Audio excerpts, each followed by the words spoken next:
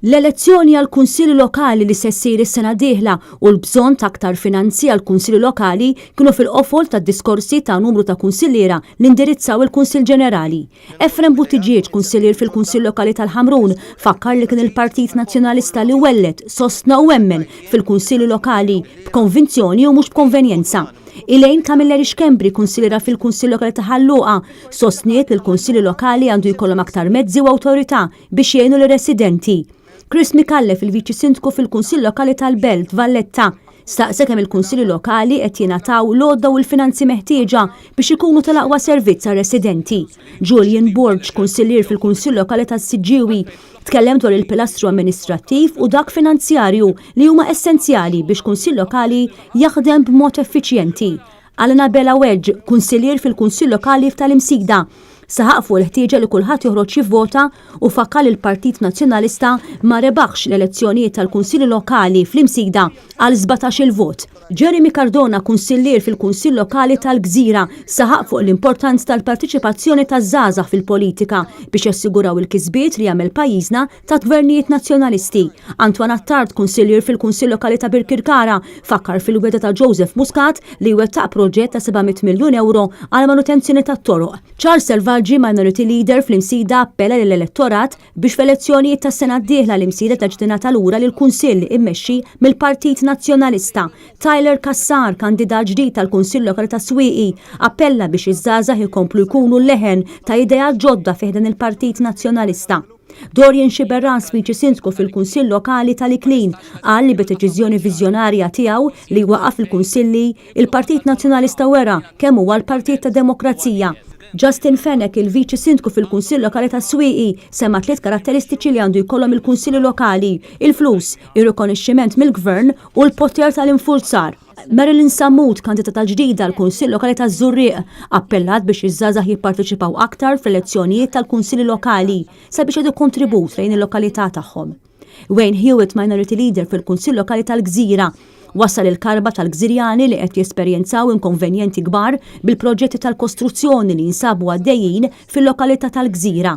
Anton Ġelle, l-kunsillier fil-Kunsill Lokali tal-Birgu, tkellem dwar kif il-Kunsilli lokali għandhom jieħdu l-eżempju tal-kap tal-Partit Nazzjonalista Adrian Delija u jkunu man-nies u għan-nies. Stelli Zammit, Minority Leader fil-Kunsill Lokali tal-Birzebbuġa, qal il-Gvern Laburista qed jifga lill-Kunsilli lokali u wasal iż-żmien biex tingħata ħarsa mill-ġdid lejn ir-rwol tal-Kunsilli lokali. Maria Victoria Camilleri, kandidata ġdida l-lokalità tal-Furjana, tkellmet dwar il-problema demografika tal-lokalità, popolazzjoni li qed tiċkien u tixjieħ. James Kassar, Viċi Sindku tal-Mosta, qal li jissem biżejjed żmien biex wieħed iqabbel u jara d-differenzi ta' kif iż-żewġ partiti iħarsu lill-Kunsilli lokali bil-mod kif jappoġġjawhom meta jkunu fil-Gvern. Albert Buttigieg, Viċi Sindku ta' San Ġiljan, qal li l-għanewlin tal-Kunsilli lokali id-deċentralizzazzjoni tal-amministrazzjoni qed titnaqqar mill-Gvern Laburista li qed jgħaddirhomlu minn fuq il-Kunsilli lokali.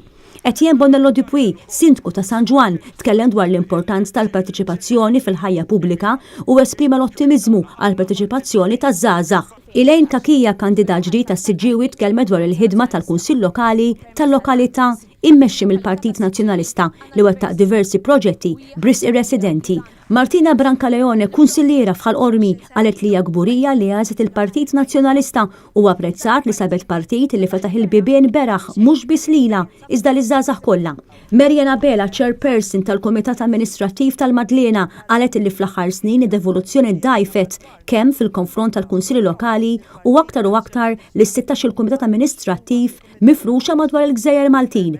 Liam Xiberras, Minority Leader fil-Kunsill Lokali ta' Santa Lucia, qal li wara tieħdet id-deċiżjoni għandna nimxu spalla ma' tmexxija tal-partit. Antonello Kuxkiri, Minority Leader fil-Ħamrun, qal li tul dawn l-aħħar 25 sena il-Partit Nazzjonalista dejjem wara li kien jemmen fil-Kunsilli lokali. Min-naħa l-oħra l-Partit Laburista minn dejjem wara li ma jemminx fihom.